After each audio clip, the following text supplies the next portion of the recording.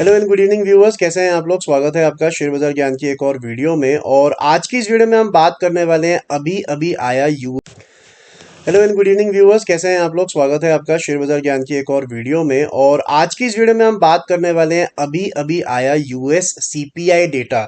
Inflation का data आ गया है यूएस का, और इस बार ये अच्छा डेटा आया है, 6% का आया है डेटा। तो इसका क्या मायना है, और अब अगली फेड मीटिंग जो है एक हफ्ता दूर है, तो क्या होगा इसका रेपरकशन, इस सारी डिटेल मैं आपको इस वीडियो में देने वाला हूँ। पूरा मामला समझाने वाला हूँ। तो अगर वो चैनल पे नए हो तो आप चैनल को प्लीज सब्सक्राइब कीजिए, ताकि रोज आने वाली वीडियोस आपको लगातार मिलती रहे।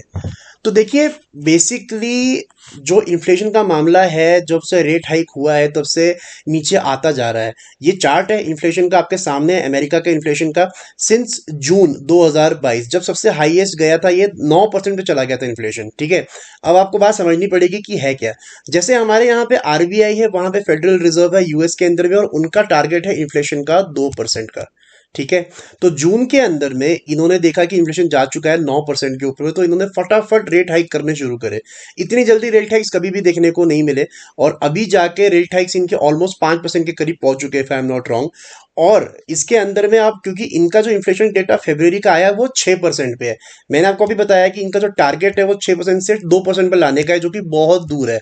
अब मार्केट्स को क्या चाहिए। देखिए, मार्केट्स को पहली चीज तो चाहिए कि जो इंटरेस्ट रेट है ना, वो जितने कम हो सके उतने जरूरी है। ठीक है, तो इंटरेस्ट रेट कम तो तब होंगे जब बढ़ने खत्म होंगे, अभी तो बढ़ने ही नहीं रुक रहे। और अभी जो एसवीबी बैंक का पूरा मामला हुआ, उससे कुछ दिन पहले फेडरल चेयरमैन जेरम पावेल ने आके ये कहा कि जो इंटरेस्ट रेट है वो हायर होने के चांसेस हैं। देखिए, एक टर्मिनोलॉजी होती है जिसको बोला जाता है टर्मिनल रेट। ठीक है, टर्मिनल रेट का मतलब क्या होता है, वो रेट जहां पे जाके इंटरेस्ट रेट और नहीं बढ़ते। तो बेसिकली जब ये रेट हाइक होने शुरू हुए जून के अंदर में, उस टाइम पे फेडरल रिजर्व ने कहा कि जो हमारा टर्मिनल रेट है वो लगभग 5.1% है। इसका मतलब क्या है कि 5.1% से ऊपर हम नहीं देख रहे इंटरेस्ट रेट को हाइक करने का। हमारा ऐसा मानना नहीं है कि 5.1% के करीब से ज्यादा ये होगा। लेकिन अब इनका क्या है कि करंट मार्केट प्राइसिंग के हिसाब से उनका मानना है कि इंटरेस्ट रेट जो है वो 5.5 से लेके 5.75% के करीब जाके टर्मिनेट होंगे। तो पहले तो देखिए, 5.5 जाए या 5.75 जाए, मार्केट्स को उतना ही नुकसान है। मार्केट्स को तो चाहिए कि कब ये घटने शुरू होते हैं, तब जाके मार्केट को थोड़ा सा रिलीफ आएगा, क्योंकि इतने हाई इंटरेस्ट रेट्स के अंदर में स्टॉक मार्केट्स नहीं चल सकती, अर्निंग नहीं होंगी कंपनीज की। सो दैट्स वाई पहली बात तो ये है कि 2023 के अंदर में पहले ही फेड ने बोला है कि हम लोग घटाएंगे नहीं रेट्स, अगर हम लोग बढ़ाना बंद भी कर देते, बिकॉज 5.1 ऑलरेडी है। अभी कितना बढ़ेगा उसके बारे में आपको आगे बताऊंगा। सो यहाँ से जो जगह बचती है फेड के पास में, ज्यादा से ज्यादा आधा % की जगह बची है। तो ये आधा % ये एक बारी में बढ़ाते हैं, 2 बारी में बढ़ाते हैं, 3 बारी में बढ़ाते हैं, वो बात अलग आ जाती है। लेकिन उसके बावजूद पूरे साल इंटरेस्ट रेट वहीं के वहीं रहेंगे, घटेंगे नहीं।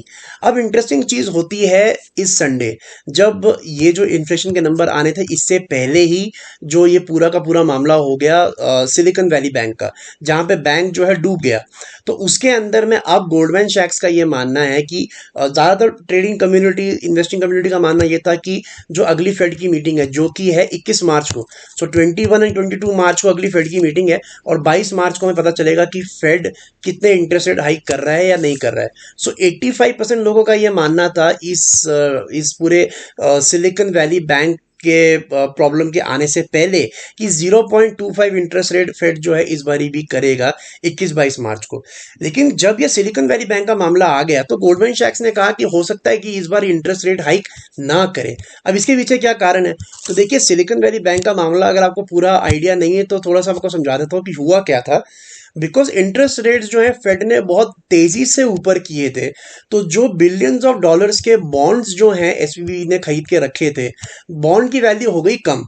मान लीजिए 100 रुपए के बॉन्ड आपने खरीदे 3 साल पहले, 3 साल बाद इंटरेस्ट रेट हाइक हो गया, तो वो 100 रुपए के बॉन्ड की वैल्यू होगी 95 रुपीज के ऊपर में। तो जो एसवीबी बैंक था, उनको बॉन्ड मार्केट के अंदर में लॉस हो गया $2 बिलियन का, और इसी की वजह से जो है उसके अंदर में पूरा शटडाउन हो गया, और लोगों ने पैसा निकालना शुरू कर दिया। बिकॉज जो एसवीबी बैंक था, उनके पास में लगभग $180 बिलियन के डिपॉजिट्स पड़े हुए थे, और जब लोग भागे पैसा निकालने के लिए, बिकॉज ये टेक स्टार्टअप्स को सपोर्ट करता था, टेक कंपनी को सपोर्ट करता था, तो जब वो गए अपना पैसा निकालने के लिए, तब इन्होंने बोला कि हमारा हमारे को $2 बिलियन रेस करना पड़ेगा। तो लोगों के अंदर में एक पैनिक आ गया कि यार आपके पास तो $180 बिलियन थे, तो आपको $2 बिलियन रेस क्यों करना पड़ रहा है। वो उनको रेस इसीलिए करना पड़ा बिकॉज बॉन्ड मार्केट के अंदर में उनको $2 बिलियन का नुकसान हो चुका था। नुकसान क्यों हुआ? इंटरेस्ट रेट हाइक की वजह से। तो सारा का सारा जो मामला है वो घूम फिर के फेड के ऊपर में आ गया कि आपकी वजह से इतना बड़ा बैंक जो है खतरे में आया है, और अगर आप ऐसे ही कंटिन्यू करोगे इंटरेस्ट रेट बढ़ाना, तो और बड़े बड़े स्केलेटन्स और बड़ी बड़ी प्रॉब्लम्स जो है वो आ सकती हैं। बिकॉज सिलिकॉन वैली बैंक के बाद में सिग्नेचर बैंक भी है एक अमेरिका का, उसमें भी दिक्कत आई थी। सो बहुत इंटरेस्टिंग होने वाला है। एक बात तो ये है कि इन्फ्लेशन के नंबर अच्छे हैं, 6% पे आए हैं, बहुत नीचे आए हैं। सितंबर 2021 के बाद सबसे अच्छे नंबर्स आए हैं। लेकिन अब इंटरेस्टिंग होगा 22 मार्च। 22 मार्च लगभग हमारे यहाँ पे रात को 12 बजे क्या होता है क्या नहीं होता है पूरी आपको खबर मिलेगी। मिलूंगा आपसे मैं अपनी अगली वीडियो में। इन्फ्लेशन के नंबर्स अच्छे हैं, देखते हैं अब कल कैसे रिएक्ट करते हैं हमारे मार्केट्स। तब तक आप अपना ख्याल रखें and all the best guys.